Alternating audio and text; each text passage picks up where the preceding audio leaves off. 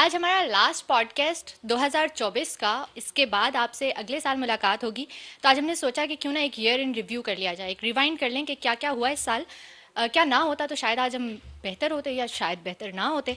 इन सारी चीज़ों के ऊपर बात करेंगे, लेकिन सबसे पहले पाक अफ़गान जो एक बड़ा हीटेड इशू चल रहा है, इसको डिस्कस करते हैं। इस हवाले से कोई छोटी मोटी कोई ख़बर भी है या शायद कोई बड़ी ख़बर है, तो बात कर लेते हैं। अस्सलाम वालेकुम। वालेकुम अस्सलाम। मैंने कुछ गलत तो नहीं कह दिया इंट्रो में ख़बर के हवाले से? नहीं, आपने खबर पहले फोड़ दी है, हालांकि ऐसी कोई खबर पता नहीं, अभी ये पता चलेगा मुझे पता बातों चला के है कि कोई दौरान। खबर है। बात करेंगे तो पता चलेगा कि खबर है कि नहीं है। क्या मामला है ये? कल भी हमने डिस्कस किया था इसे, तो क्या कैसे अभी क्या कोई डेवलपमेंट देखिए, है? ये डेवलपमेंट तो हो रही हैं बहुत बिहाइंड द सीन, और एक बात बहुत वाज़ेह तौर पे अफ़गानिस्तान को बता दी गई है और पीटीआई को भी बता दी गई है कि जो ये जो दहशत गर्दी है टीटीपी की, ये बर्दाश्त नहीं की जाएगी किसी भी सूरत में।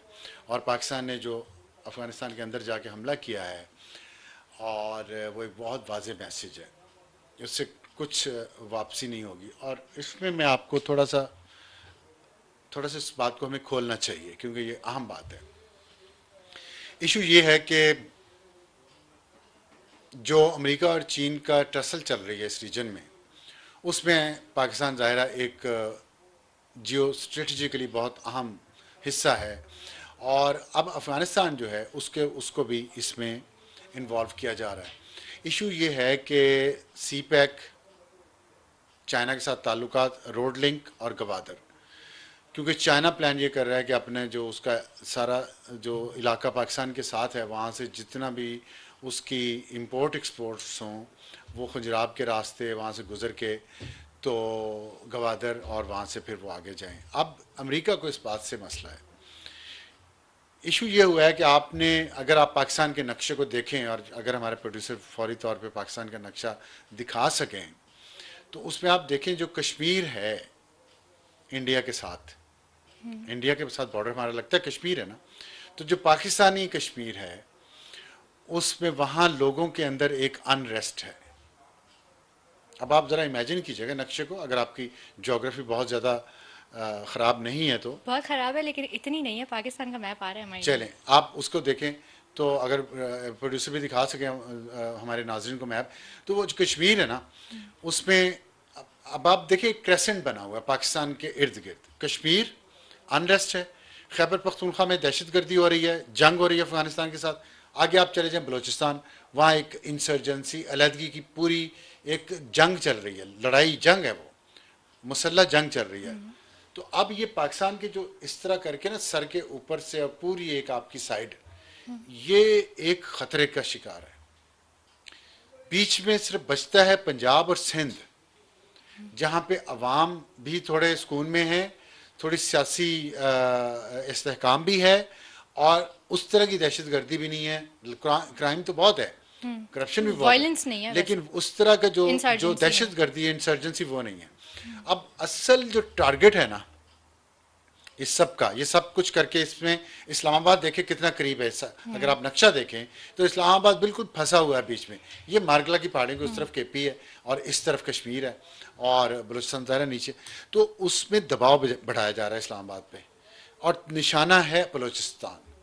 ये मैं आपको बता दूं, अगर पख्तून मेरे भाई बहन सुन रहे हैं तो उन्हें ये बात याद रखनी चाहिए कि अफ़गानिस्तान उनकी मदद नहीं कर पाएगा। ये जो उनको इस तरफ लाया जा रहा है ना, अलहदगी पसंदी की तरफ, और ये सारा जो इशू है, ये मुमकिन नहीं होगा। असल निशाना है बलूचिस्तान, कि अगर खुदा न खास्ता बलूचिस्तान अलग कर देते हैं वो पाकिस्तान से,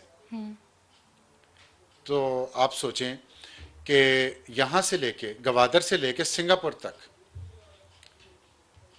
अमेरिका डोमिनेट कर जाएगा। सिंगापुर ऑलरेडी अमेरिकी अड्डा है, अमेरिकी पोर्ट है। वो गवादर को ऐसा बनाना चाहते हैं अमेरिकी, जहां उनके मफादात का ख्याल किया जाए। पाकिस्तान नहीं ये चाहता, चाइना भी ये नहीं चाहता, और ये इस पे सारी जो खतरा है वो बलूचिस्तान को है। इसी वजह से हमने देखा है कि ये जो अलहदगी पसंद तरीके हैं, ये काफ़ी ज़ोर पकड़े हैं जी 2024 जी। के अंदर। और उनके पास असला भी बहुत आ रहा है अफगानिस्तान से, लेटेस्ट असला आ रहा है ना, जो अमेरिकी छोड़ के गए हैं। मैं आपको याद है कल मैंने कहा था अमेरिकी असला छोड़ के गए हैं, तो कमर जावेद बाजवा तो पेंटागन में 21 तोपों की सलामी ले रहा था। आसिम मुनीर तो पेंटागन की मंजूरी से नहीं आया। अगेन ये तो तो स्टेट के फेलियर्स है ना, फिर नहीं, फिर जो स्टेट रियल स्टेट ग्रीवेंसेस हैं आप उन्हें मैं एड्रेस नहीं करते। मैं 8-10 लोगों को स्टेट नहीं समझता ना, मैं नहीं मानता।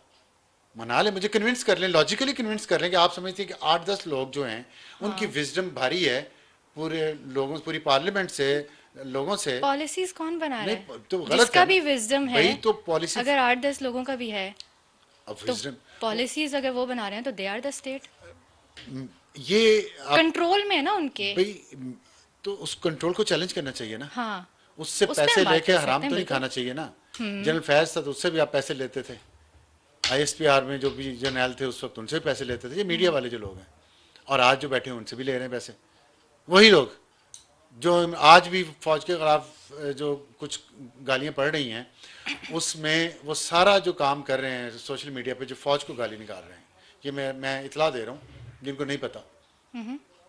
वो फौज के अपने बंदे हैं मीडिया में, मैं ये खुल के बात कर रहा हूँ।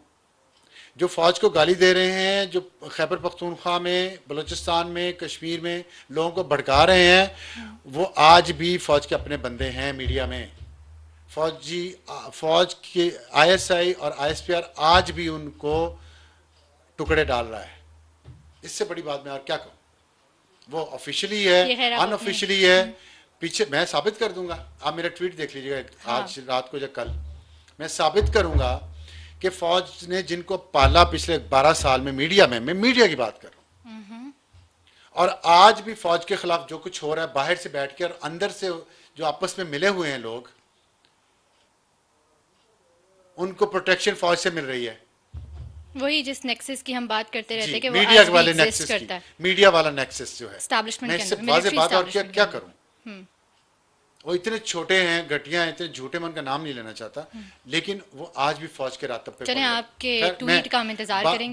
बात ये मैं कर रहा हूँ कि ये जो जो स्ट्रेटजिक सिचुएशन है ना, इसमें अब अफगानिस्तान को ये वाज़ेह तौर पे मैसेज दे दिया गया है, क्योंकि सिर्फ खैबर पख्तूनख्वा पे दबाव नहीं है अफगानिस्तान की वजह से, बलूचिस्तान पे भी है, बलूचिस्तान निशाना है।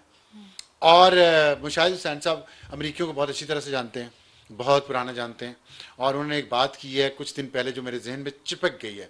उन्होंने कहा अमेरिका का बहाना कुछ और होता है, निशाना कुछ और होता है, वो कहता कुछ और होता है, मांग कुछ और रहा होता है। इमरान खान पे अमेरिका जो भी दबाव डाल रहा है, आतिफ खान जो उनका सूबाई वजीर है वो कहे, या अमरीकी सेनेटर कहे, जो मर्जी कुछ कह रहे हैं, इमरान खान बहाना है, निशाना आपको मैंने बता दिया, न्यूक्लियर प्रोग्राम है और बलूचिस्तान है। बलूचिस्तान को बचाने के लिए पाकिस्तान जो है वो सब कुछ करेगा, ये भी फैसला हो चुका है, ये मैं आपको बता रहा हूँ। अच्छा, ये फैसला हो चुका है, और अल्लाह करे कि अगला साल जो आ रहा है 2025, उसमें कोई बहुत ज़्यादा शो डाउन ना हो जाए, लेकिन इसके लिए पाकिस्तान पूरी तरह तैयार है, और पाकिस्तान ने ये बात क्लियर कर दी है कि बलूचिस्तान को अगर हमसे जुदा करने की कोशिश की गई तो उसका भरपूर जवाब दिया जाएगा। तो ये जो इंटरनल फोर्सेस हैं इनके साथ कैसे निपटा जाएगा? इंटरनल फोर्सेस तो खुद यही तो हमारा प्रॉब्लम ही असल इंटरनल है। Exactly. हमारे अंदर जो बदनीयत और करप्ट लोग बैठे हैं ना, वो फौज में भी हैं, वो अदलिया में भी हैं, वो मीडिया में भी हैं, वो पार्लियामेंट में भी हैं। वो ज़ाती मफाद के लिए काम कर रहे हैं, आज भी कर रहे हैं। और उन्होंने जो नेक्सस बनाया हुआ है, जो पुराना नेक्सस बना है मीडिया का, आईएसपीआर का, आईएसआई का, वो आज तक चल रहा है। और उस नेक्सस ने ही इस मुल्क में फ़ौज के ख़िलाफ़ नफ़रत पैदा की है, अवाम के दरमियान नफ़रत पैदा की है, नौजवानों को गुमराह किया है, आज तक झूठी खबरें फैला रहे हैं। वो खुल के थोड़ी सी बात कर लेते हैं। जिस तरह बलूचिस्तान की अगर बात हो रही है तो माहरंग बलोच हैं, अब उनको बलूचिस्तान के अवाम उन्हें खुद सपोर्ट कर रहे हैं, उनके साथ मतलब उनको बैकिंग है वहाँ के लोगों की, तो फिर ये चीज़ कैसे एड्रेस होगी? अब वो मांग रहे हैं ना अलहदगी, अब बलूचिस्तान मांग रहा है। देखिए उसमें हमारी गलतियां बहुत हैं। हाँ, महारंग बलोच तक पहुंचने में हमारी गलतियां बहुत। महारंग बलोच तो आज है ना, लेकिन आप ये सोचना महारंग बलोच को कौन कौन सपोर्ट कर रहा है मीडिया में। चलिए ये बात कर लेते हैं, मैं तो मीडिया के हवाले से बात करूं, और जो मीडिया में उनको सपोर्ट कर रहे हैं उनको फौज से कौन कौन सपोर्ट कर रहा है। तो ये ऐसा एक कॉम्प्लिकेटेड साइकिल है जिसका जिनको मैं मैसेज देना चाहता हूं उनको पता है, उनको मैसेज मिल गया होगा कि मैं क्या बात कर रहा हूँ। मैं बहुत इस पे डिटेल में नहीं जाना चाहता, क्योंकि फोकस मैं अभी रखना चाहता हूँ अफगानिस्तान पे और जो बलूचिस्तान पे और खैबर पख्तूनख्वा पे जो दबाव। अब इशू ये है कि देखें, पाकिस्तान के सऊदी अरब से राब्ते हुए हैं, अगर आप खबर जानना चाहती हैं तो। और सऊदी अरब ने तालिबान को समझाया है, तालिबान हुकूमत को। तालिबान हुकूमत के अंदर भी बहुत सारे ग्रुप हैं, एक ग्रुप नहीं है। कंधारी ग्रुप अलग है, पंचशेरी ग्रुप अलग है, हक्कानी ग्रुप अलग है, उधर हेरात में वो सऊदी अरब अपना इन्फ्लुएंस इस्तेमाल कर रहा है कि पाकिस्तान और अफगानिस्तान के दरमियान इस वक्त जो टेंशन है ये कम हो जाए। अच्छा। और इसकी उम्मीद भी है। लेकिन अगर किसी ने शरारत की इसके बावजूद, तो पाकिस्तान उसको सख्त जवाब देगा, क्योंकि मैंने आपको बता दिया सही है है। पाकिस्तान के इस वक्त स्टेक पे बहुत कुछ है बलोचिस्तान की रेफरेंस से, ओके, चलें, और इस पे कोई कॉम्प्रोमाइज़ नहीं किया जा सकता। ठीक तो है। ये तो बाकी खबर हो गई है। जी बिल्कुल। साल और 2000। मोहम्मद बिन सलमान को वो इन द पिक्चर हैं, Saudi Arab in the picture है, और अफ़गानिस्तान की हुकूमत जो है वो, और मोहम्मद सादिक जो हमारे नुमाइंदा ख़ुसूसी एम्बेसडर। अफ़गानिस्तान के लिए, वो वहाँ से वापस आए हैं और उनकी मीटिंग्स हुई हैं यहाँ पे सबके साथ। और अब यहाँ से वो फिर एक पैगाम लेके जाएंगे, और सऊदी अरब के साथ सऊदी अरब ने भी पैगाम भिजवाया है अफ़गानिस्तान को भी, पाकिस्तान को भी। तो लेट्स सी आने वाले दिनों में। लेकिन अफ़गानिस्तान को एक वाज़े मैसेज दे दिया गया है कि आप या पुरानी हुकूमत की तरह चलें, तो या आप, हमने जो आपके लिए किया है उसकी कोई थोड़ी बहुत एहसानमंदी अगर आपके अंदर है तो वो दिखाएं, और एक पुरअमन तरीके से पाकिस्तान के साथ रहें। नहीं रहेंगे तो फिर